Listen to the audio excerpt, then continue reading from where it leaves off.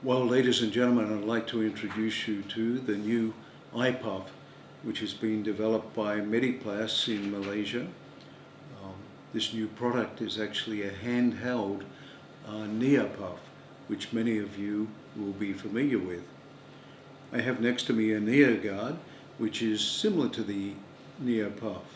The reason why we manufactured one to be handheld is to reduce the price of the NeoPuff and give you the benefit of having a neonatal resuscitator in your hand. This is virtually a disposable unit. However, it has all the same features as a NeoPuff at a far reduced cost. Okay, this is the manometer gauge that will give you your PIP levels and your PEEP levels. It also has a green indicator for the safety area and a caution area, which is the yellow, and the red area, meaning you're getting into a danger area for high pressures on a baby.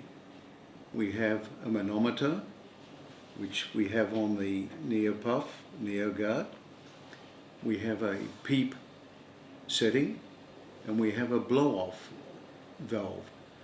The blow-off valve is adjustable so that you can preset it to your PIP level that you want to maintain. So what we have is a flow meter. So I'll turn on the oxygen.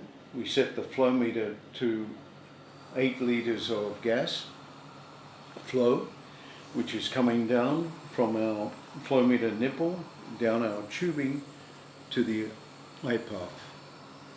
First of all, we have our manometer gauge here.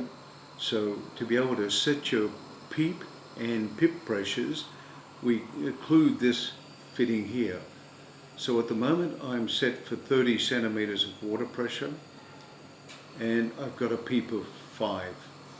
I can adjust that PEEP either down by opening the valve or up by occluding the valve.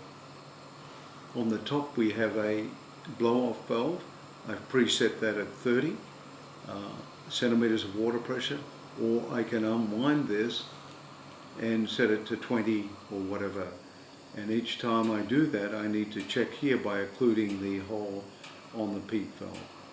So as you can see from the test lung, we're now giving the baby 30 centimeters of water pressure and a PEEP of 5, which is coming up on the gauge.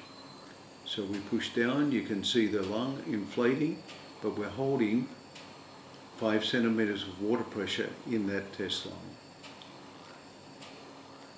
Very simple. We're now resuscitating the baby.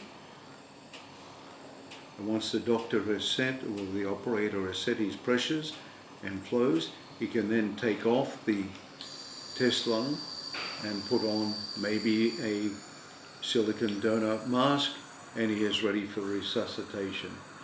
We have a little baby here, so we can actually put this on the baby and start resuscitating. Every inspiratory effort that we make will be recorded by the manometer, and we can see exactly what's happening on the manometer gauge there. So if we want more pressure, we screw this down, blow off, and we've got more pressure coming. So I can reduce that right up. So when we're getting to a high amount, we have a little alarm to let us know we're getting into the danger areas. So on our gauge, we have green for safety, yellow to let you know that we're getting into the dangerous area, and of course red to say you're in danger. So for a neonate, probably 30 centimeters is good. Maybe some people want to go a bit higher, but we can see here at 30 is going quite well.